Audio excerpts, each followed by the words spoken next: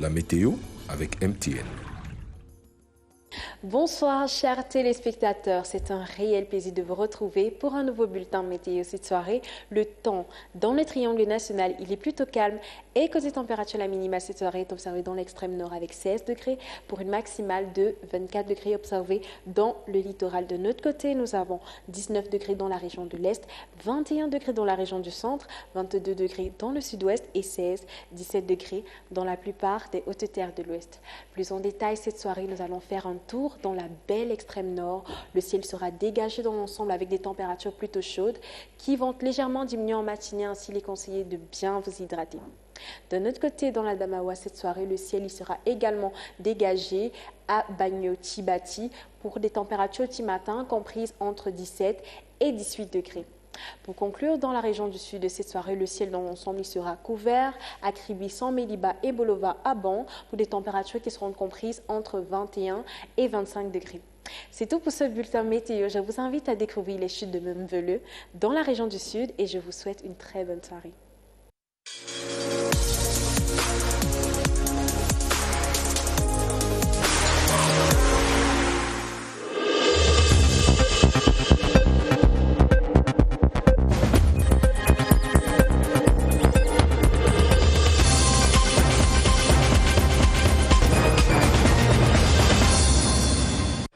Madame, Monsieur, bonsoir et bienvenue au 20h30 de ce dimanche 29 novembre 2020 à la une. Synergie d'action pour des régionales 2020 réussies et une fin d'année en toute quiétude dans l'extrême nord. L'instruction est du ministre de l'Administration territoriale qui vient de tenir une réunion spéciale de sécurité à Marois. Religion, premier dimanche de l'Avent chez les catholiques, l'archevêque de Yaoundé engage les fidèles des Mombo à davantage servir Dieu et l'Église. C'était ce dimanche au terme d'une visite pastorale dans cette paroisse de Yaoundé. Sport, football, Ligue des champions africaine, Coton Sport victorieux de Unisport de Lomé, 2-0, puis WJ de Bamenda trébuche devant Kaizer Chiefs de la République sud-africaine, 1-0. C'était ce dimanche en phase allée de la compétition. Voilà pour les titres.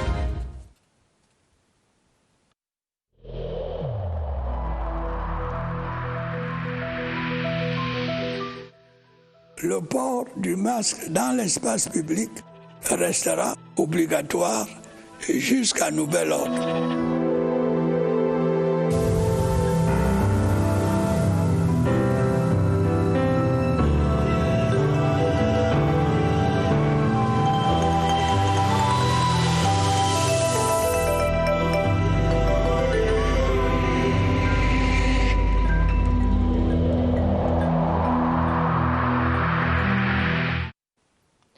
Une fois de plus, bonsoir. Loi de finances 2021, le balai des ministres se poursuit devant la Commission des finances et du budget de l'Assemblée nationale. Objectif, défendre leur budget.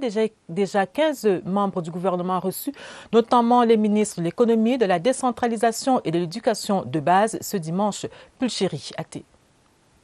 Le premier passage devant la commission Ayayi ce dimanche, c'est celui du ministre de l'économie, de la planification et de l'aménagement du territoire. Alamine Ousmane May a défendu un projet de budget de 51 milliards 247 millions de francs CFA. L'année 2021 pour nous sera arrimée à la mise en œuvre de la stratégie nationale de développement pour la période 2020-2030. Il s'agira de consolider tout ce qu'il y a comme activité visant à transformer structurellement notre économie et conduire à un développement inclusif. Le ministre de la fonction publique et de la réforme administrative a été le deuxième à être auditionné par la commission Ayayi. Joseph Lé sollicite une enveloppe de 11 milliards 332 millions de francs CFA pour parachever le processus de modernisation de la fonction publique camerounaise. Nous avons commencé le processus en accélérant d'ailleurs de dématérialisation et de simplification des procédures. L'objectif, c'est d'amener le service public là où se trouve l'usager. 46 milliards 88 millions 187 218 francs CFA, c'est le projet de budget du ministère de la décentralisation et du développement local. Un budget dédié à l'opérationnalisation de la décentralisation. L'accélération vient le 6 décembre nous procéderons à l'élection des conseillers régionaux. Une session de plein droit se tiendra et puis les conseils régionaux vont se mettre en place.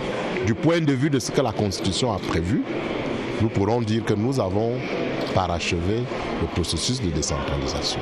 Le ministre de l'Éducation de base, le professeur Laurent Serge Tchundingwa, sollicite une dotation de 232 milliards 742 millions 150 000 francs CFA pour la mise en œuvre des activités de son département ministériel déclinées en 4 programmes. Construire les salles de classe, fournir du matériel didactique, construire les toilettes, recruter les enseignants, ce que nous essayons de faire chaque année. Et la nouvelle allocation qui vient nous être donnée va nous permettre de consolider cette action-là. D'autres membres du gouvernement doivent être auditionnés ce soir, notamment le ministre des Enseignements secondaires et le ministre du Travail et de la Sécurité sociale. Régional 2020 et lutte contre la corruption électorale, déjà 100 appels de dénonciation reçus au 15-17, le numéro vert de la Commission nationale anticorruption, CONAC. Cette information vient justement de la CONAC qui vient d'évaluer la première semaine de campagne. Augustin Guizana. Pour la CONAC, la corruption électorale est l'une des pires formes de la corruption qu'il faut combattre avec la dernière énergie, tel que cela apparaît depuis le début de la campagne électorale en vue de l'élection des conseillers régionaux du 6 décembre 2020. La population parle de cartons, de poissons, de kilos de riz et à certains moments même aussi une corruption morale où on est en train de vouloir obliger certaines personnes à adhérer derrière certains chefs traditionnels parce qu'il y a une certaine tradition qui veut qu'on respecte absolument ce que le chef a dit. Pour les besoins de la cause, une cellule de veille électorale est à pied d'œuvre. Il y a des citoyens qui posent des questions en rapport avec l'organisation des élections, en rapport avec l'électoral. La CONAC est disponible à travers sa ligne verte 15-17 du 20 novembre au 7 décembre 2020. Les apprenants de l'École nationale d'administration et de magistrature sont désormais aptes à servir le Cameroun avec honneur et fidélité. Ils viennent en effet d'achever leur formation militaire en Gaoundéré et ont reçu leur parchemin de fin de formation en présence du ministre de la fonction publique. Salomon Kankili, CRTV, Adamawa. Le pas bloqué, le regard plus vif, ce nouveau contingent d'élèves de l'ENAM, formé au CPFAN de Ngandal, a désormais de quoi voguer vers une carrière professionnelle irréprochable. Ce que nous avons reçu ici en tant que formation militaire nous a permis de grandir. À la hauteur de leur bravoure, les 10 premiers de cette cuvée de l'ENAM, toutes sections confondues, reçoivent leur parchemin et des mots d'encouragement des autorités militaires et gouvernementales présentes. Ils ont fait preuve de beaucoup de résilience pendant 45 jours.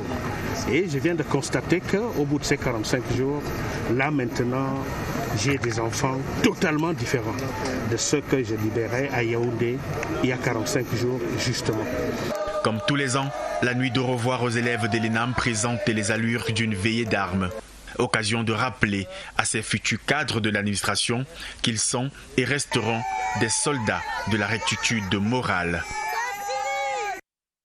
Les populations des régions de l'extrême nord, du nord et de la Damawa réitèrent leur soutien aux institutions de la République. Elles ont exprimé leur attachement par la voix des chefs traditionnels et des jeunes du Septentrion. Témoin de l'engagement, le ministre de l'Administration territoriale, Oswald Medou. À travers la région de l'extrême nord, c'est tout le Septentrion qui a tenu à s'exprimer, faire entendre sa voix pour renouveler un pacte de confiance jamais trahi jusqu'ici entre le Grand Nord et les institutions de la République. Leur position est sans équivoque. Ce qui est important, c'est ce que nous, l'ensemble de la communauté, pense de ce que nous vivons et de la confiance qu'on a au pouvoir public et au chef de l'État, son Excellence Paul Biya. La même position est partagée par la jeunesse des 3 régions, qui refuse d'être instrumentalisée. Elle a d'ailleurs battu le rappel des troupes, elle qui doit tout à un gouvernement qui l'a toujours placé au centre de ses préoccupations. Au nom de l'harmonie qui doit être défendue sans relâche au sein du peuple unifié du Cameroun, la jeunesse de l'extrême nord rejette ces abjectes initiatives et s'en désolidarise totalement. L'élan de confiance qui ne surprend pas avait de quoi rassurer un ministre de l'administration territoriale. La déclaration de Maroua m'a beaucoup touché. Il s'agit d'une déclaration des ressortissants de l'extrême nord, des régions de l'extrême nord, du nord et de la Damawa, avec plus de 1000 signataires. Plus de 1000 personnes ont signé ce document où ces populations ont réitéré leur soutien total et inconditionnel au chef de l'État. Jaloux de ces liens qui les rattachent aux institutions et au chef de l'État qui les incarne, la position des populations a été matérialisée par des déclarations solennelles remises au MINAT qui a assuré leur transmission acquis de droit. Comment s'occuper des bébés nés prématurément? C'est à l'effet d'édifier les femmes qu'un séminaire s'est récemment tenu à Ngaoundéré dans la Damawa. Parmi les leçons dispensées, la méthode kangourou. Bienvenue Époque CRTV à Damawa. Depuis juillet 2019, ce sont environ 200 enfants prématurés qui ont été enregistrés à l'hôpital régional de Ngaoundéré. Et pourtant, 13,20% d'entre eux n'ont pas pu survivre. Et dans un contexte pareil, la prise en charge de cette affection néonatale se doit d'être minutieuse. Lorsqu'on a une présomption d'un accouchement prématuré, il y a des premiers gestes qui sont déjà faits au niveau de la maternité. Après l'accouchement, le bébé est référé au service de l'unité de néonatologie où il y a une prise en charge particulière. Et bien c'est là qu'intervient la méthode mère kangourou en implémentation ici depuis moins de 2 ans. Ce contact peau à peau permet premièrement d'apporter de la chaleur au nouveau-né prématuré qui en manque énormément, de développer le système nerveux de l'enfant et de permettre la maturation rapide de ses organes. C'est une méthode qui produit de bons résultats en toute vraisemblance, au regard des témoignages exprimés au courant de ce séminaire. L'association internationale 1 Billion Rising forme les femmes à la production agricole et à la préservation de l'environnement. Cette formation rentre dans le cadre des 15 jours d'activisme contre les violences faites aux femmes. Salomé Nsama Ouna. De la tomate, du gingembre, de la menthe et du piment. Les femmes s'approprient les techniques de culture de ces produits alimentaires au cours d'un atelier théorique suivi d'une phase pratique. De même, elles reçoivent des outils sur la préservation de l'environnement. On nous a montré comment faire germer des plantes et on nous a expliqué que pour faire de l'agriculture, il faut de la patience, minimum 3 mois ou plus pour avoir une plante ou bien un fruit. Ces recettes leur sont données par l'association de renommée internationale section Cameroun, 1 Billion Rising, qui en général lutte contre les diverses violences que les femmes subissent au quotidien en promouvant par exemple leur autonomisation. Aujourd'hui, 1 Billion Rising, avec ce lancement, donne la possibilité à toutes les participantes de pouvoir produire elles-mêmes ce qu'elles consomment. En effet, la femme rurale produit 90% des cultures vivrières du pays. Cette activité de renforcement des capacités des femmes va également se dérouler dans les villes de Douala, Ngaoundéré et Bertoua. Ce sera 3 mois d'action sur le terrain, couronnée par une cérémonie dans plus de 200 pays le 14 février 2021. Le nouvel exécutif communal de Bafoussam 2 entre officiellement en fonction, conduit par Dieudonné Louis Coute. Ce nouvel exécutif promet d'œuvrer pour l'amélioration de la fourniture d'eau et d'énergie dans cette commune. Du matériel didactique pour une vingtaine d'écoles primaires publiques de Sopar à Konolinga. Le don est des élites de cette localité, dont remis ce week-end. Étienne Pascal Azegu. L'école publique de Mvanesso marque le début de l'opération de soutien des élites Nsor dans l'arrondissement d'Akonolinga. Plus d'une dizaine de directeurs d'école vont recevoir un kit pédagogique constitué du matériel de géométrie, des bics, des dictionnaires, des cartes géographiques entre autres. L'élan de cœur des fils et filles du groupement Nsor vient alléger la tâche de ces seigneurs de la craie. Et comme vous l'avez vu, tous les directeurs d'école ont été mobilisés, les parents d'élèves, mais également les populations. Donc c'est important pour nous, pour essayer de faire en sorte que la qualité de l'enseignement soit améliorée dans nos écoles. À chaque étape, les responsables d'établissement ont égrené le chapelet des doléances liées à leur cadre de travail. Effectivement, il y a des difficultés. L'important est quand même d'apporter en complément de tout ce que peut faire le gouvernement de la République. L'essentiel est de dire que l'éducation de nos enfants dans la communauté SOR apportera forcément le développement. Les élites SOR ont compris qu'un enfant qu'on éduque est un homme qu'on gagne. En religion, l'archevêque métropolitain de Yaoundé délivre un message de paix et d'engagement aux fidèles de la paroisse Sainte-Mère de Dieu de Nkolbek à Emombo. C'est ici à Yaoundé. Monseigneur Jean Barga était en visite pastorale dans cette paroisse ce premier dimanche de l'Avent. Joël Igor à Banda. Ils sont venus nombreux en ce premier dimanche de l'Avent. Les fidèles de la paroisse Sainte-Marie Mère de Dieu de Nkolbek accueillirent leur visiteur, l'archevêque métropolitain de Yaoundé. C'est la première visite pastorale de l'archevêque à la paroisse des Mombo. Nous avons placé cette première visite comme une présentation de ma vision pastorale du diocèse à ces chrétiens qui vivent vers le nord de Yaoundé, leur présenter les travaux du synode diocésain et leur donner un programme pastoral qui est comme une feuille de route. L'archevêque métropolitain de Yaoundé s'est réjoui des nombreuses réalisations de la paroisse Nkolbek, notamment la création d'une école. Aux chrétiens des Mombo, l'archevêque demande qu'ils s'engagent davantage dans les associations de l'Église pour un meilleur épanouissement. Je termine par un modèle. C'est l'envoi en mission.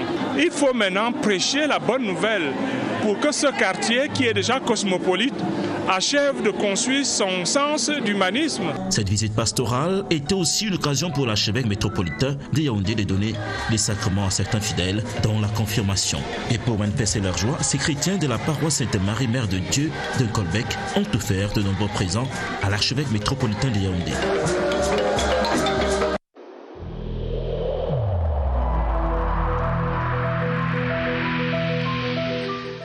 N'oublions pas que la négligence d'une seule personne peut nuire gravement à l'ensemble de la communauté.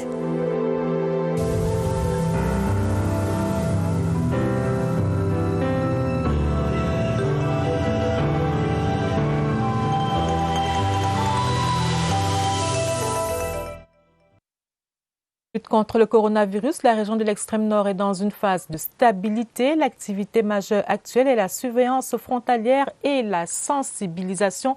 C'est ce que l'on retient de l'échange entre Évariste Yenga et le docteur Céline Maïrouskou. Notre correspondant COUPS est en visioconférence. Bonsoir Évariste. Bonsoir. Nous recevons ce soir le docteur Céline Maïrouskou, qui est le coordonnateur du Centre régional pour la prévention et la lutte contre les épidémies. Docteur, bonsoir. Bonsoir, monsieur Évariste. Jusqu'ici, tout allait bien à la région de l'extrême nord. Est-ce que c'est toujours le cas? À ce jour, nous avons enregistré 700 cas positifs après un testing d'environ 142 000 personnes. Nous avons 578 personnes guéries et en ce moment 122 personnes qui sont actives. Malheureusement, nous avons enregistré 13 décès. Et donc sur les 31 districts contre la région de l'extrême nord, nous avons 25 qui sont en épidémie. Mais dites quand même, lorsque vous apprenez les nouvelles qui viennent de l'Ouest où il y a une reprise de la pandémie, quelles sont les précautions que vous prenez pour ne pas que la même nouvelle arrive à votre niveau? Monsieur Évariste, disons que depuis que la pandémie a été déclarée au Cameroun au mois de mars, la région de l'extrême nord avait déjà commencé avec les campagnes de sensibilisation, avec la vulgarisation des mesures barrières, avant qu'on ne rentre même dans l'épidémie. Et nous avons continué à faire ce travail-là, malgré que le nombre de cas était arrêté d'aller à la baisse. Donc nous ne sommes pas arrêtés, nous avons continué. Et dans ces campagnes de sensibilisation, nous avons mis à contribution les autorités traditionnelles, les autorités, les religieuses, tous les influenceurs d'opinion, et tout ceci sous l'égide du gouverneur de la région de l'extrême nord. Donc, ce qui se passe dans la région de l'Ouest nous inquiète et nous maintient encore en alerte, parce que nous savons que comme ce virus, il traverse les frontières, il traverse les barrières, on ne sait jamais, un jour il peut se retrouver chez nous du fait d'un voyage, mais nous sommes en alerte et nous sommes prêts, nous sommes prédisposés à prendre en charge les éventuels cas qui viendront encore à nous. Docteur Céline Maïrouskou, autant vous remercier pour l'état de veille que vous maintenez dans la région de l'extrême nord. Merci pour toutes ces nouvelles. On vous retrouvera au prochain tour des régions. La région de l'extrême nord, pour l'instant, c'est de la stabilité. À vous le plateau. Merci, Évariste. Dans l'univers de la mode et du design, Gaël Edou remporte l'édition 2020 du concours Talent de créateurs avec à la clé une enveloppe de 4 millions de francs CFA. La finale du concours, organisée par le Centre des créateurs de mode du Cameroun, s'est déroulée ce week-end en présence de l'ambassadeur de France au Cameroun, Barbara Padjama. Cette soirée-là, sous des crépitements de flash, le parrain pose dans la peau d'un mannequin, habillé par 237 talents. Une autre collection d'attention sur le passage des ouvrages des 5 petites mains du concours Talent de créateurs. Cette année, c'est Gaël Edou. À peine 20 ans, cette styliste essaie des dialogues de matière. Près de 4 millions pour éclairer la vision de cette créatrice grâce à l'IFC. Sur 6 mois, donc c'est pas rien, va être d'accompagner ce créateur dans cette démarche parce que le tout c'est pas de gagner de l'argent, c'est aussi de pouvoir monter un projet derrière. Cette semaine, les jeunes designers se sont taillés sur les mesures de la formation pilotée par un maître de la haute couture. Au niveau des collections en elles-mêmes, il y a pas mal d'idées intéressantes. Au niveau des volumes, les couleurs, les allures, quoi, c'est pas mal. Le final de cette Fashion Week de Yaoundé était le show du coup de ciseau d'Imanaïsi. Évariste Abosolo, adjoint maire de la commune de San-Mélima, repose désormais dans son village à Ntourakoung dans le sud. Décédé il y a quelques semaines, Évariste Abosolo a été élevé au titre de chevalier de l'Ordre national de la valeur à titre posthume. Anissé Siester et Sienne. Ils sont venus dire adieu à monsieur le maire, les camarades du parti, les collègues, collaborateurs, amis et proches parents. Après l'étape de la morgue à l'hôpital général de Yaoundé, le village Ntoutakoun à Auvin-Yefak s'est avéré étroit pour accueillir tout ce beau monde. Sur les visages, la tristesse et la détresse sont perceptibles. Arraché à la vie à l'âge de 43 ans, Pierre Évariste Abosolo quitte la scène avec son écharpe tricolore de 3e adjoint au maire de la commune de San-Mélima, doublé de ses casquettes d'opérateur économique, créateur de richesses et chef de plusieurs entreprises. Pour reconforter la veuve éplorée et les enfants meurtris, le collège des pasteurs, réuni autour du révérend pasteur Guy Martial Ndjogolo, a trouvé le mot juste dans Isaïe chapitre 40 du 1er au 8e verset. Après avoir recommandé l'âme du disparu à Dieu, le corps, quant à lui, a été élevé à titre posthume au rang de chevalier de l'Ordre national de la valeur. La commune de Douala 2e, dans la région du littoral, vient de tenir une session ordinaire de son conseil municipal consacrée à l'évaluation de l'exécution du budget 2020 ainsi que l'examen et le vote du budget de l'exercice 2021. Les travaux étaient présidés par Denise Fampou, maire de Douala 2e, Alvin Baongazi.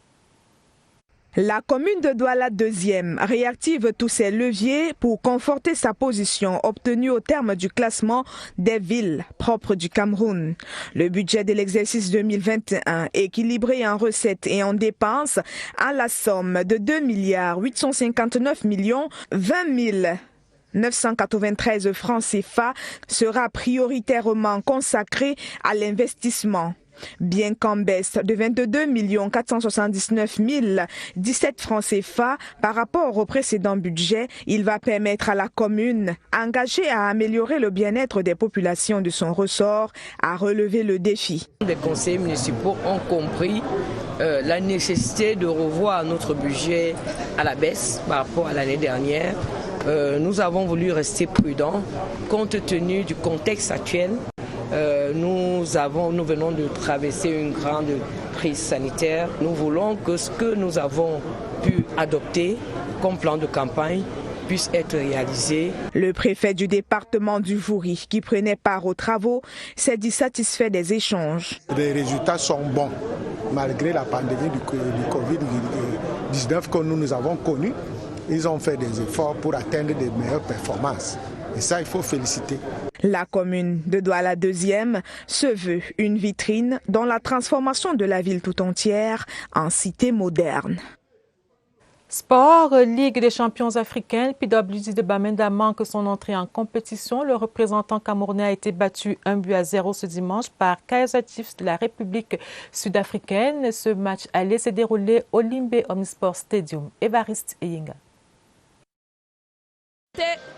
Des occasions de scorer à n'en plus finir. Mais pas de but pour PWD de Bamenda. Comme ici, en première manche, Chua est plutôt tendre à la finition.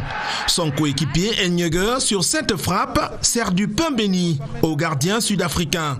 L'autre tentative est placée au-dessus de la barre. La même maladresse est au rendez-vous à la deuxième période.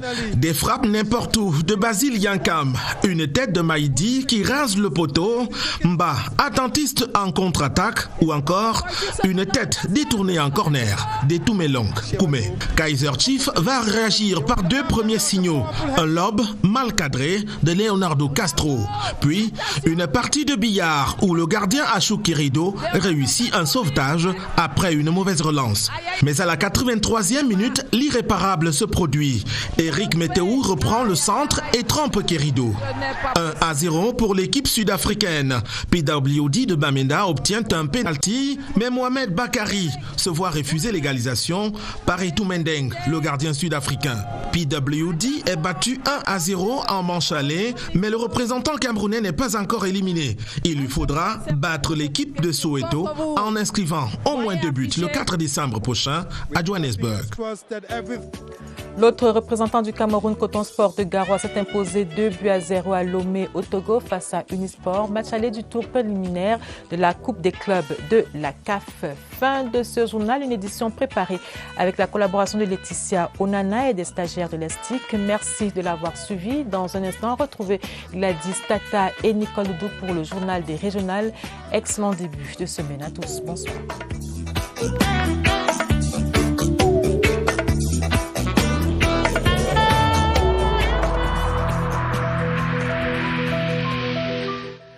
Il est essentiel que les mesures qui ont été indiquées soient absolument respectées par chacun de nous. Lavez-vous régulièrement les mains à l'eau et au savon ou à l'aide d'un gel hydroalcoolique. Restez à au moins 1 mètre de distance des autres personnes, surtout si elles toussent, éternuent ou ont de la fièvre. Si vous avez de la fièvre, de la toux ou des difficultés à respirer, consultez un médecin.